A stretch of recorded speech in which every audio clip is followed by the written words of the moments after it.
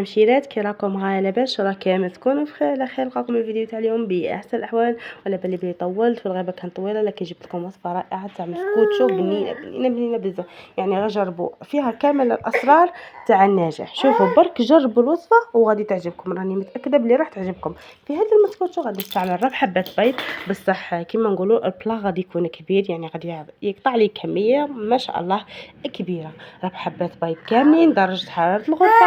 غادي نزيد عليهم 5 مغارف كبار تاع سكر كلاص. ونعطيكم نصيحه ثاني، بما انه قلت لكم سكر كلاص، المسكوت وكي ديروه بسكر كلاص يجيكم شباب على سكر الحبيبات. سكر الحبيبات يجيكم كما نقولوا يعني ما يعطيكمش النتيجه كما سكر كلاص. المهم سكر كلاص خير من الحبيبات.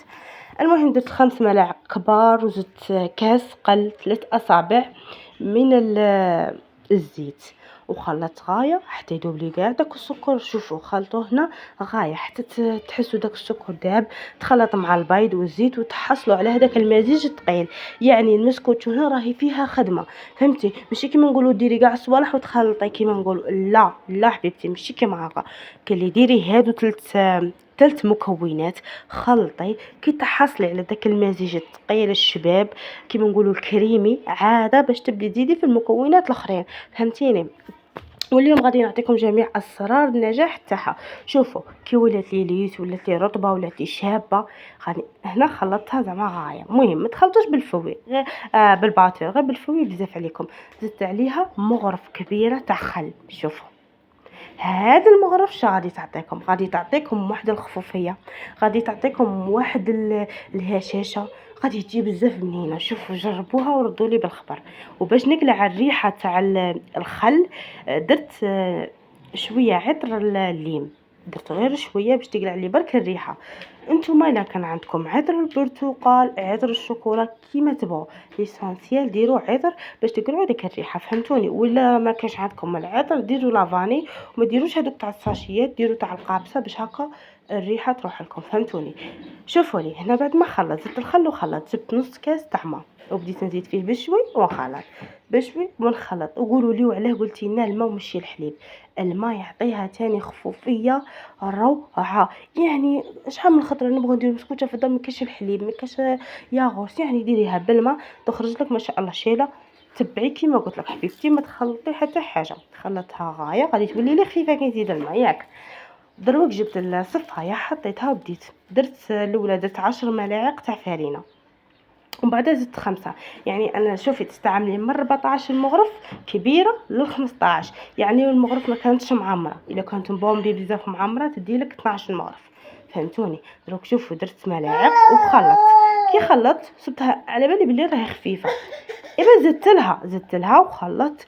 لازم كي تخلطوا انتم عينكم ميزانكم، كي تبدو ديروا تخلطوا كيما نقولوا خلطوا وشوفوا اذا كان الخليط ثقيل حبسوا، ولا ما كانش ثقيل تاني زيدوا فرينه. المهم عينكم ميزانكم.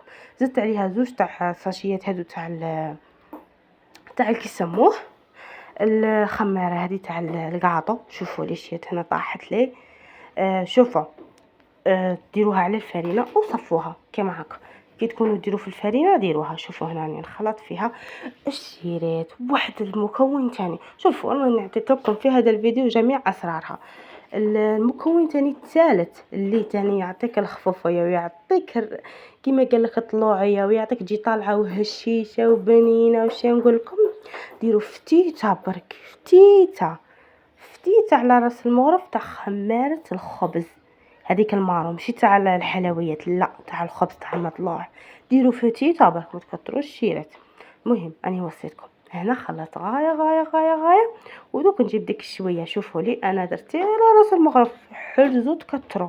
شوفوا ها المغرف هذه صغيره كاع، يعني ماشي ديك المتوسطه، صغيره كاع، بديت شويه على راس المغرف خلطتها غايه. وشوفوا لي الخليط كي راه ثقيل.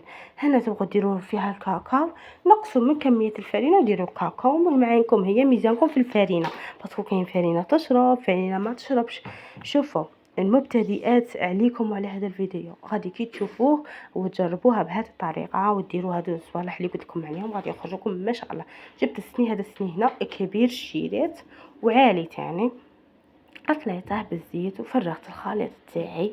شوفوا كيف كنت شعلت من قبل الكوشة خليتها تحمى على نار عالية، ومن بعد كي درت الخليط تاعي نقصت لها لتر في شيرت وما تحلوش عليها الكوشة حتى تشوفوها طلعت. شوفوا تفوت 30 دقيقة، 30 دقيقة باش عاد تقدروا تحلوا.